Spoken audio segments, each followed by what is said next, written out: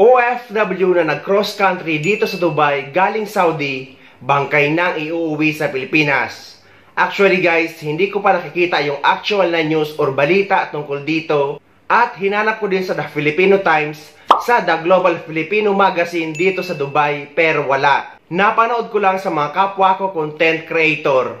Pero yes guys, hindi ko nga sinasuggest na tangkilikin nyo ang pagko-cross country papunta dito sa Dubai. Kahit na may mga inaalok sa inyong cash assistance, tablet at kung ano-ano pang magagandang salita. Dahil guys, napakarami nang napahamak niyan dito at hindi sila natulungan ng ating gobyerno dahil nga hindi sila dumaan sa tamang proseso. Panoorin nyo ito dahil ito ang totoong nangyayari or madalas na nangyayari sa mga nagko-cross country papunta dito sa Dubai.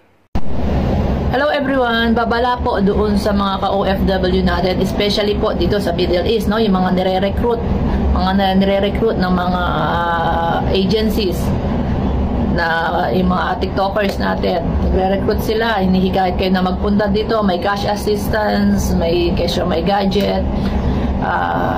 Mag-ingat po tayo, mag-ingat tayo. Actually po, pati po ang Polo OWA, may announce na po yan. Makikita nyo sa Facebook nila, yung mga recruitment agencies na ito ay binibigyang babala ang ating mga ka-OFW na mag-ingat sa kanila dahil po laganap po ang mga cases ngayon.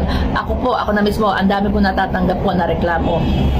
Ang dami ko natatanggap na reklamo, naghihingi ng tulong, naghihingi ng advice kung ano ang dapat nilang gawin. Nire-recruit sila nito ng mga TikTokers na ito, ng mga agencies na ito, na pumunta rito, mag-cross country, and i-visit visa sila. Pero pagdating dito, bibigyan ka nila ng cash assistance, may gadget ka pa. Pagdating dito, i-hold sila sa isang kwarto hanggang hanapan po sila ng employer.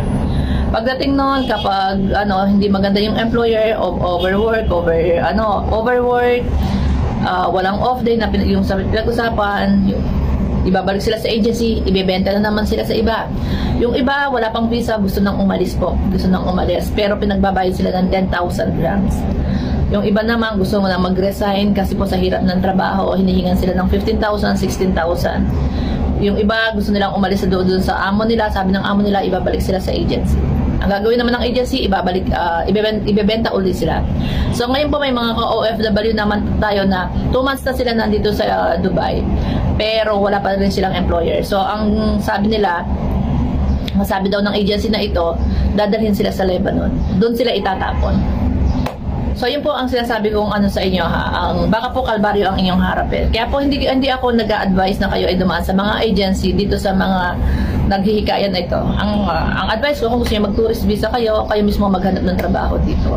Wag po mahirap po. Imagine kung gusto mong mag-resign or hindi ka pa nakahanapan ng employer, dinala ka lang dito, visit visa. Binigyan ka ng cash assistance. Wala pang 2,000 na dirhams yun. Pero pinagbabayad po siya 10,000. Sa katunayan nga ay may mga vlogger ngayon na under investigation ng immigration at ng DMW dahil sa pangre-recruit ng mga Pilipino online para makapagtrabaho sa ibang bansa na hindi dadaan sa tamang proseso. Ganon din guys sa pagko-cross country. Illegal ito kaya huwag nyo itong tatangkilikin para hindi kayo mapahamak.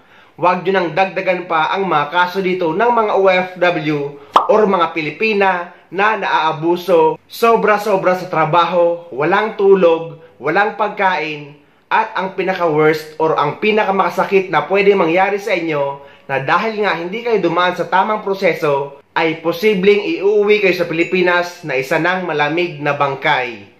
Kaya guys, dapat lagi tayong dumadaan sa tamang proseso, na dadaan sa mga legit manpower agency, sa POA at OWA.